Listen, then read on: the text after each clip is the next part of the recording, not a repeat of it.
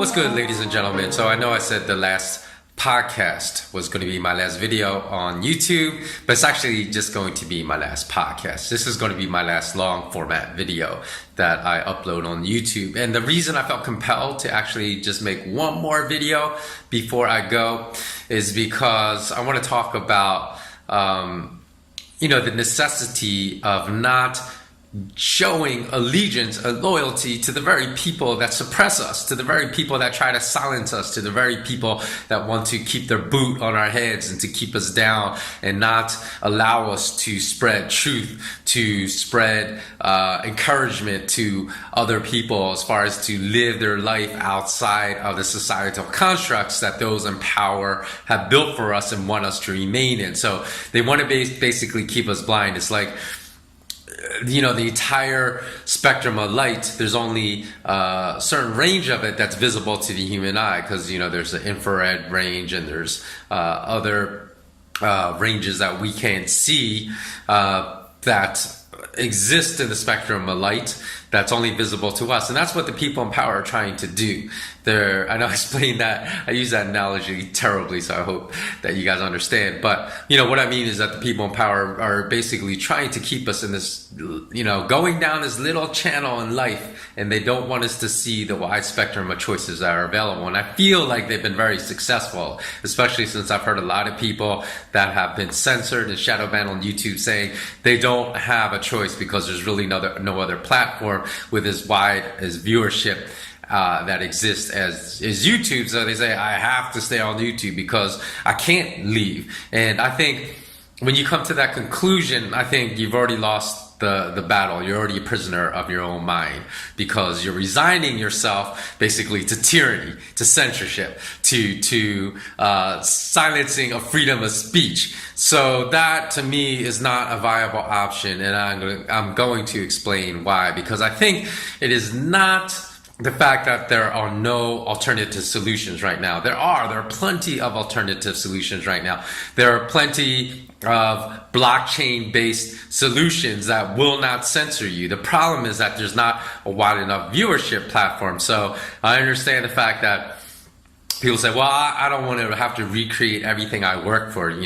I've worked so hard to build up my YouTube subscription base from, I started out with 1 viewer, then 10 viewers, and 1,000 viewers, and 10,000 viewers. I myself built my viewership up to 30,000 viewers. And then I noticed that I was getting blocked from really going any larger than 30,000 viewers about 4 years ago. So this started happening with me a long time before this subject became so popular this year. But certainly I understand that if for people that built their viewership up to 100,000, 500,000, 1 million, then you feel like, oh, I really don't want to put in the effort and the time to build my viewership up to that level. But think about it. Think of, say, just like 100 YouTubers with like 500,000 or more subscribers left YouTube. Don't you think your followers are going to follow you to whatever platform you go to? If 100 YouTubers just spoke and formed a community, say, hey, let's all move to this blockchain based social media video platform that allows us to monetize our videos, that's not going to censor us, then don't you think that all your subscribers would move and then the power is in your hand? See, the reason we falsely believe we don't have any power and that we have to bow down to our oppressors is because we don't form communities where we're in solidarity with one another. If one person would move, but that person might have to be someone with like 10 million subscribers, then of course everybody would follow. It's just that nobody wants to move that's probably around the 500,000 or several 100,000 subscribers to 1 million subscribers, because they don't feel like they have enough power to have their followers follow. They just think all their followers are going to abandon them. I don't even think that's true, because already I see that people are following me on iTunes, following my podcast on iTunes, following me on blueberry.com, and I only have 30,000 subscribers. So I think that if people just banded together, it's the fact that they're misidentifying the problem. The problem that I've heard is there are no viable solutions. Of course there are. There are very viable solutions right now. The problem is just the lack of viewership. on these other alternative platforms. Furthermore, speaking of community, there's 7.6 billion of us. Most, the majority of those people I feel are really good people. And then yet I feel like there's maybe 10,000 people, maybe not even 10,000 people that really control us, right? And that really are leading us down a very dark, dismal path. So we outnumber them 760 to 1? Is that what it is? If it's 7.6 billion to 10,000? I think it's 760 to 1. So if my math is correct.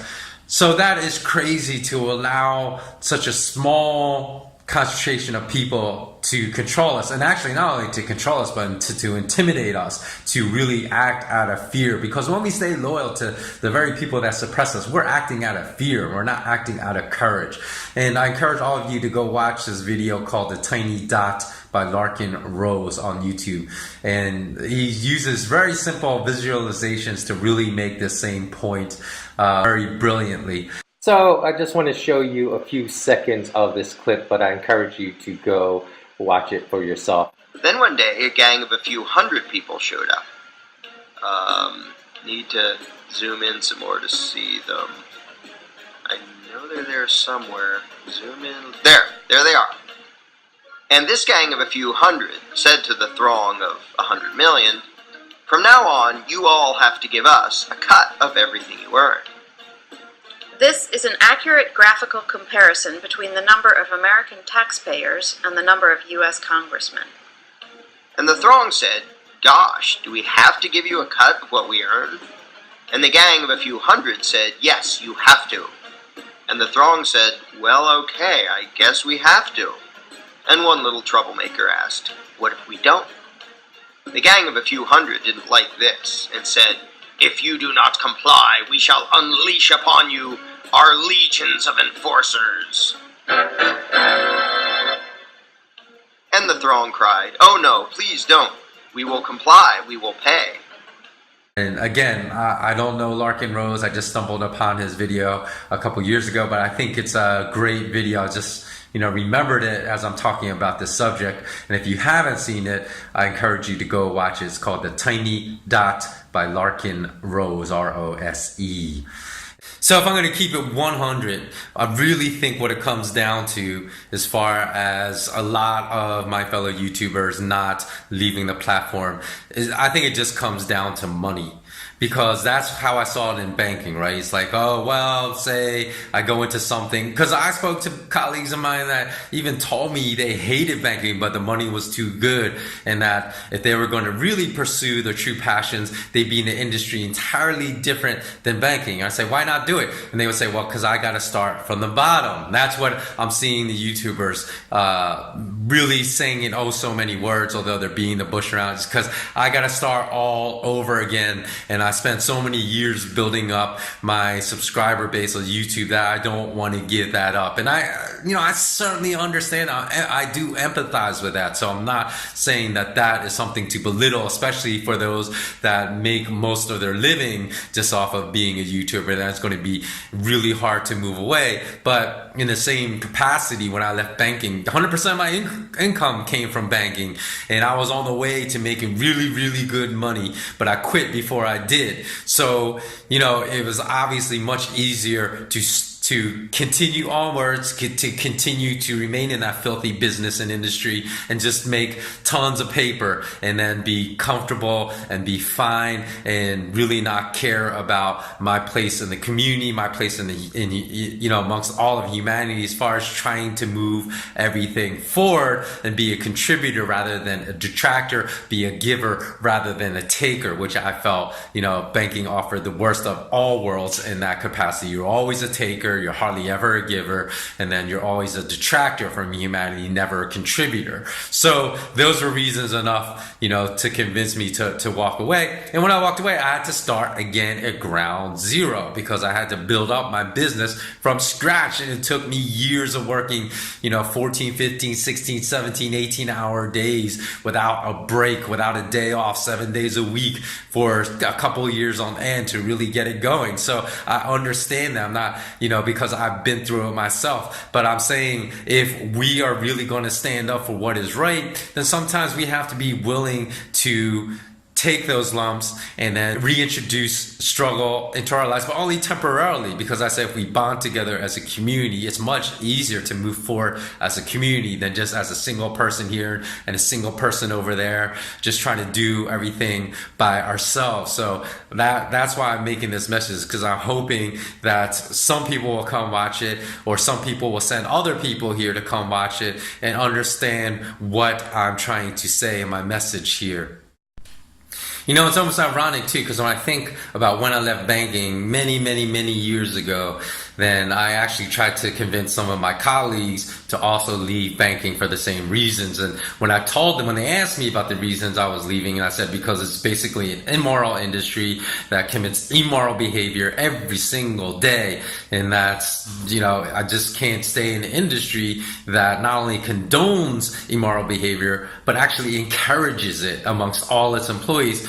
They would give me that same excuse. They would say, well, if I could do anything else, then I would, you know, leave in a heartbeat. But they would say, I studied my whole, you know, schooling career in finance, and this is what I know, and I don't know how to do anything else. So I have to continue working for an HSBC that launders billions of dollars of drug money for the most violent drug cartel in Mexico, the Sinaloa drug cartel. Or they would say, I have to work for a Wells Fargo that discriminates against the poor and that secretly opens up accounts and secretly charges fees for services their clients did not even ask for. Or I have to work for a Bank of America that forecloses homes on thousands of Americans without even owning their mortgages and causes misery and suffering all over the place. They said, you know, I don't have a choice. I understand where you're coming from. But again, it's because of misidentification of the problem. If they could have seen that the problem was the immorality of an industry that was never going to change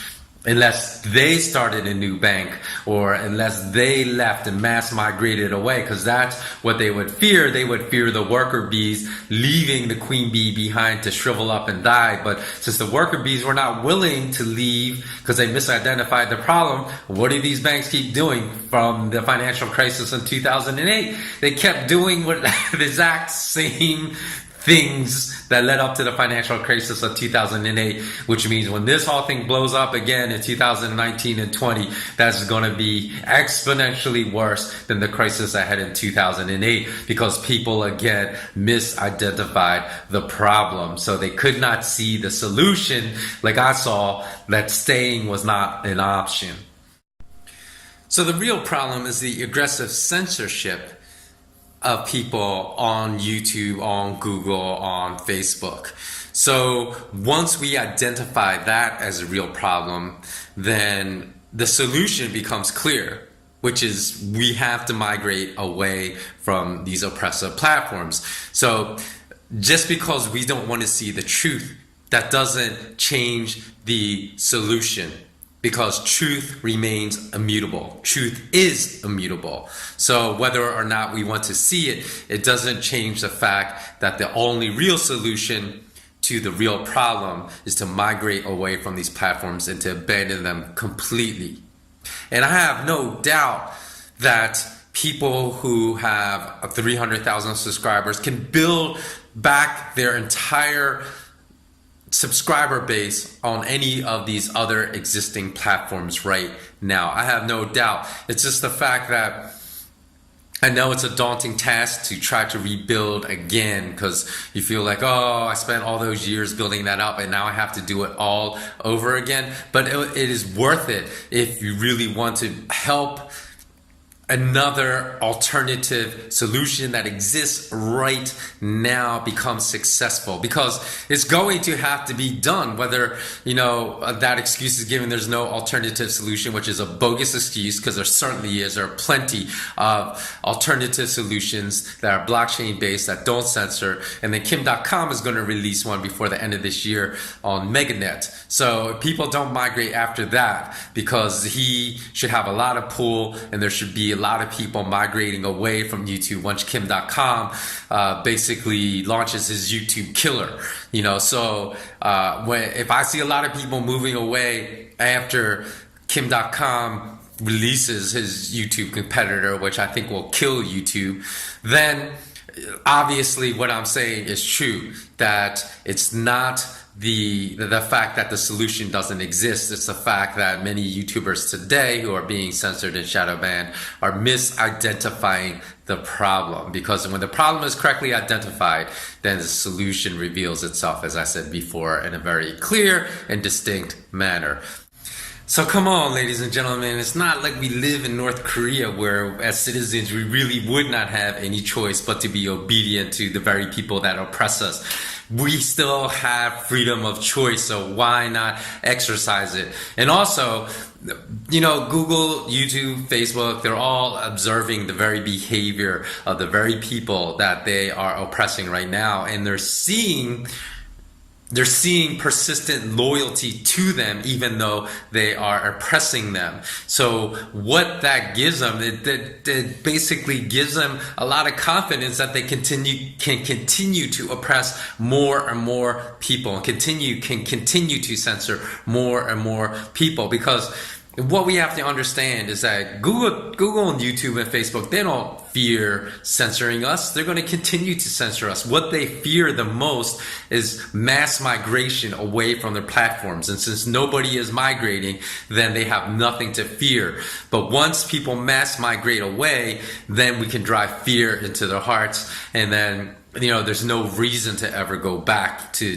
those platforms. But we will not be able to exercise our power until we act. It's only in our actions that is going to drive fear into YouTube, Google, and Facebook. Because trust me, that is the one thing they fear the most. The one thing they fear the most is mass migration away from their platforms, and nobody's doing it now, even the people that are being oppressed and censored. And if that happens, that's how we can make change. So one other final reason I really wanted to make this quick video is because I really want to stem not only the tide of social media censorship and free speech, but also to stem the tide of social media trying to alter human behavior, try to direct us as far as what we believe and how we think. So watch this short snippet from a longer internally leaked Google video called The Selfish Ledger. So I'm going to present just a few minutes of it right now. When we use contemporary technology, a trail of information is created in the form of data.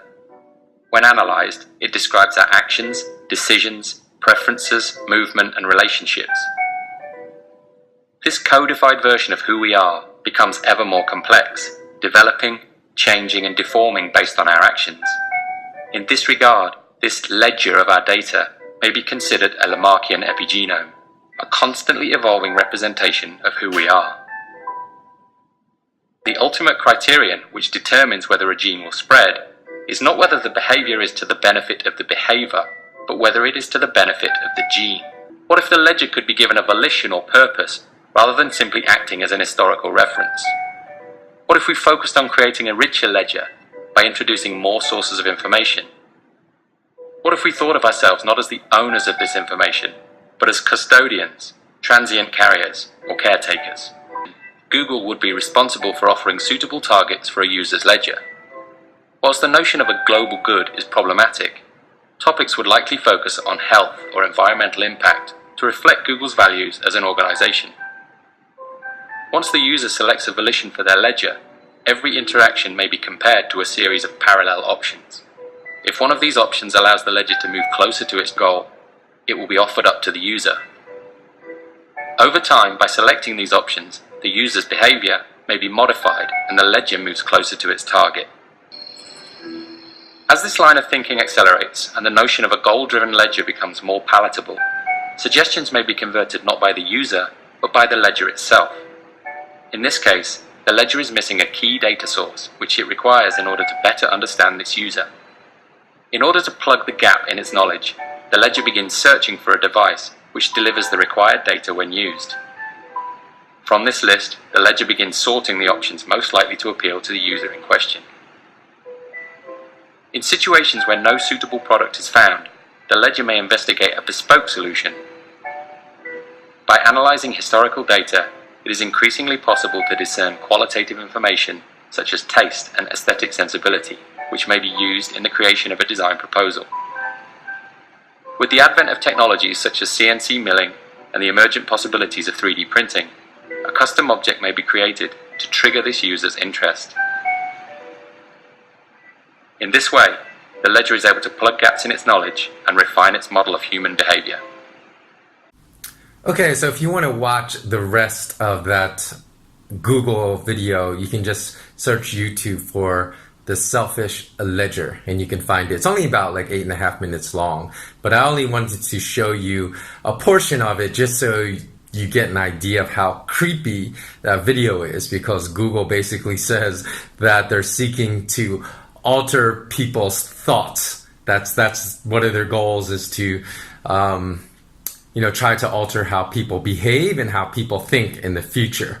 And although when they were questioned about this, their response was this was never meant for public consumption. It was supposed to be an internal video only seen by Google employees, and which is even more troubling, right? Because they're saying they don't want people to know that they're trying to alter people's thoughts and alter people's actual behaviors in the future.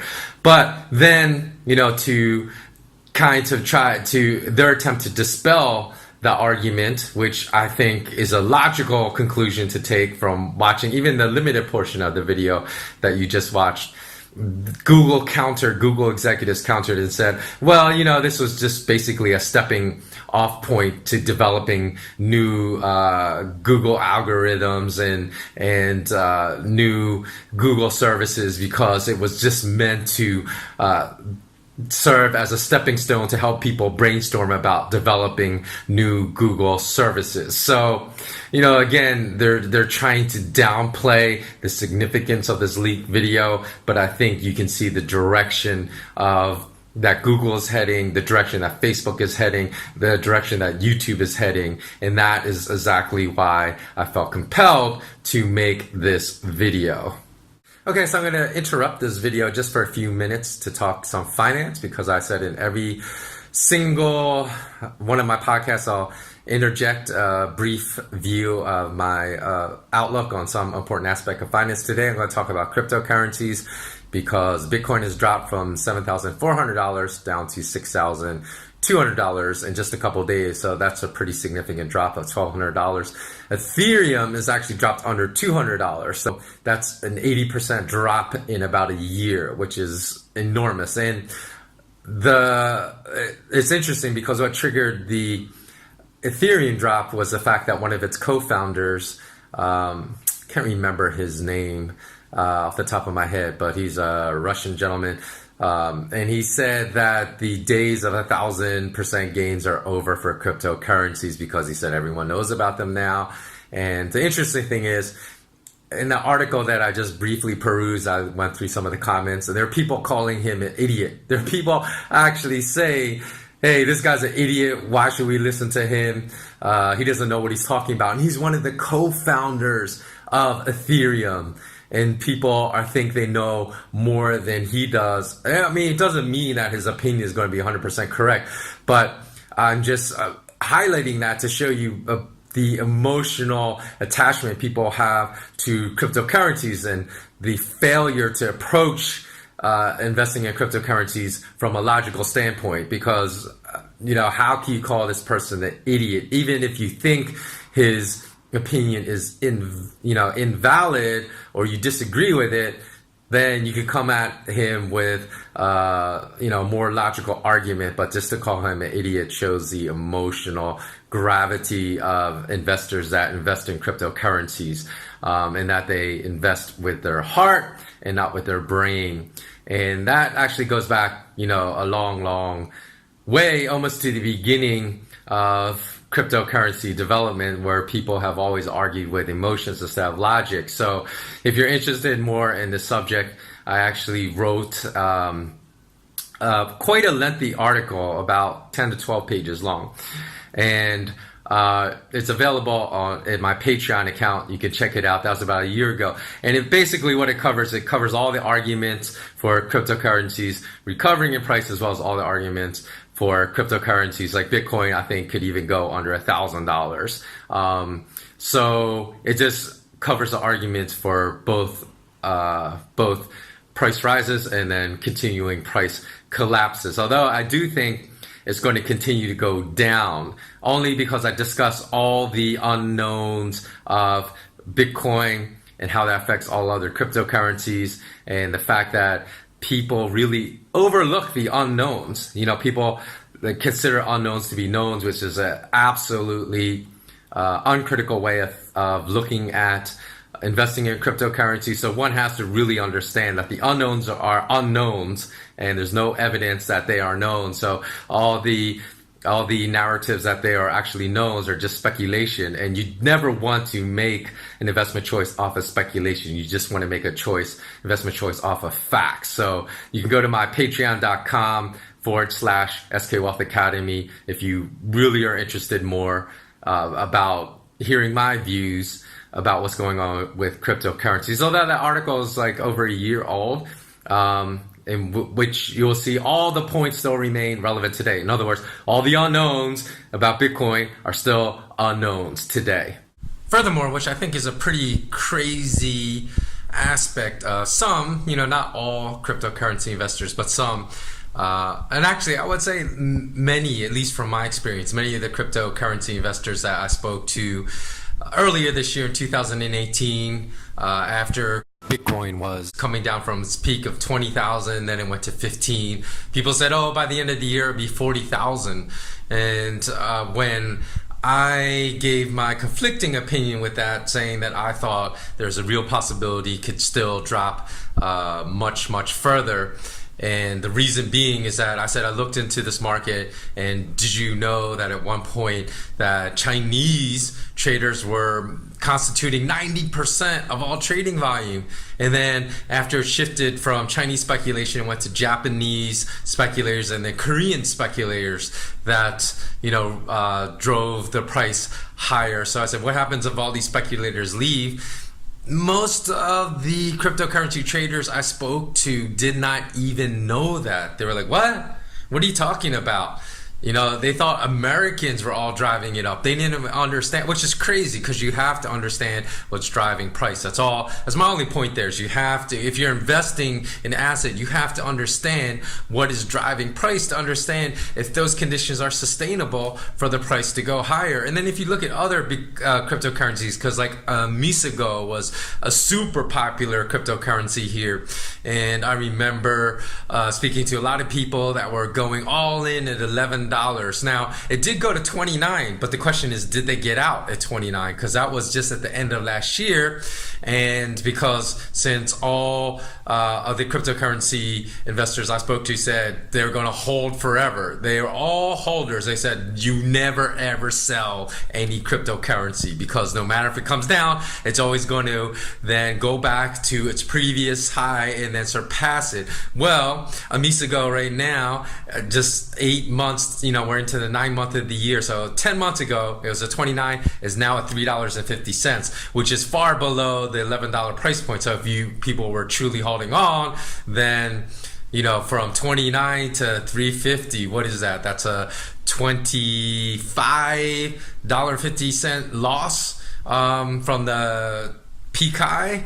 But even at $11, it's still a significant loss. It's still a $7.50 loss out of $11. So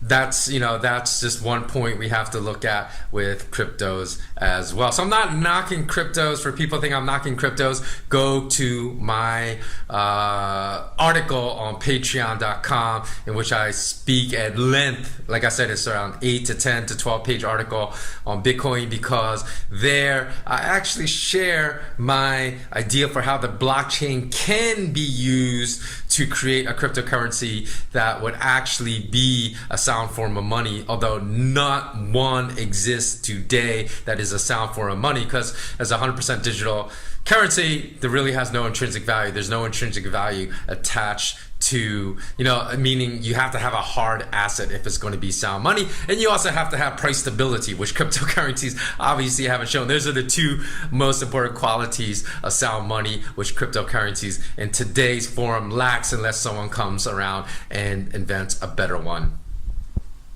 In any event, the one thing that I hope people can take away is that if you disagree with someone, you really have to really rebut someone's opinion just with facts. You can't rebut them by calling them a moron or idiot, because that shows no intellectual capacity whatsoever. So I know people get emotional about certain subjects, but what I'm trying to do here is forward an intellectual debate, forward an emphasis on critical thought and real analysis when it comes to any topic of finance.